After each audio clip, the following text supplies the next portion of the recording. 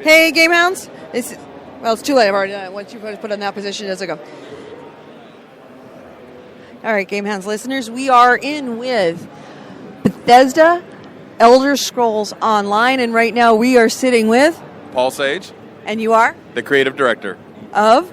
Elder Scrolls Online. What a surprise. So actually, I just got playing just a little bit of it. Obviously, it is an MMO based on the Elder Scrolls Oblivion world. So tell me a little bit about this. Obviously, this is unique for it because it is an MMO. But when we were thinking, okay, can we turn this into an MMO? Should we turn this into an MMO? I'm sure that conversation went on. What made you say, all right, this is completely doable and it's going to work? So, we just knew that a lot of people wanted to play the Elder Scrolls with their friends.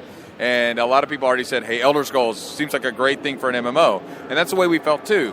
But what we looked at what do Elder Scrolls players want and what do MMO players want, which seems like a very high-level, easy thing to say. But if you take the simplest part of it, which you say, okay, well, MMO players, and since we're MMO players, we kind of mean ourselves in this, right, are tired of rotation-based combat systems, or those are already available in other MMOs. And so if you like that, that's awesome, because then you can keep doing that in the games that offer that. But we wanted to distinguish that. But Elder Scrolls players, on the other hand, they really like their combat, and their combat's really lively and visceral, and, it's one of those things where you really have to pay attention to what's going on in the world. And so we're like, that seems to fit perfectly. And so that's one of the things that we wanted to bring into the game is like, okay, we want to make sure that there's combat that people really like in the Elder Scrolls, and we want to bring that to an MMO market. And so we just started doing that with a lot of different things like world immersion. We wanted to make sure that the world felt really interactive and was very immersive.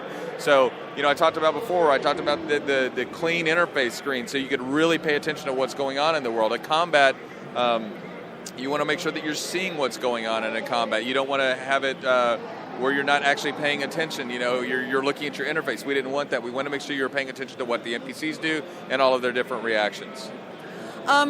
It's kind of funny because I'm so used to Elder Scrolls kind of being so different than my, dare I say it, World of Warcraft life. But it immediately, where I dropped in on my demo is right after the tutorial, and there's our races, the familiar races that we're used to seeing in Elder Scrolls. Yes, absolutely. We want to make sure that we had all of the lore. We paid a lot of attention to the lore, and so we're just making sure that all of that's taken care of here with the 9 races.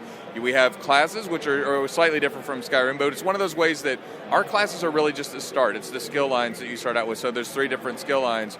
So we wanted to make sure that players could just, from there, that's just a launching board, it's a springboard, so to speak, to having a really lot of choices in how you make your character grow in the game and progress. And so as you progress, you'll open up lots of different skill lines.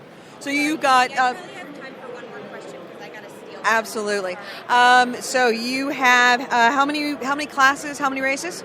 So there's 9 races and there's 4 classes right now, but there's lots of different skill lines. So you can equip any weapon, and there's 7 different skill lines for weapons, and then you have 3 different skill lines for the armor. But then you open up different skill lines, like the Fighters Guild, the Mages Guild will have completely new skill lines. We'll have things like Werewolf, Vampire. There's Alliance skill lines. There's something called Emperor that has skill lines. So there's just a lot of different things that players will be able to do. And we are looking for a release date of when? When it is done. Oh my God, really? That's what we really? do, yeah. After all of this time that we've had this quality time, we had a moment there. Yep. And that's all it's going to get. That's it. Well, it's a lot of fun to play, and what was nice about it is it immediately felt, if you've ever played an MMO, it immediately felt very, very comfortable. I'm going to try and sneak in one more question. Right. Because it's important to MMO players. Mods, are you going to allow them? There is UI that you can absolutely modify your UI. But not third-party mods are not really going to be part of it? Right now, the UI is the thing that we've concentrated on, the Lua mods, and so anything else, you want to be careful and make sure it doesn't interfere with other players' experience. Absolutely. All right, thank you so much for speaking with us. It's a real pleasure. All right.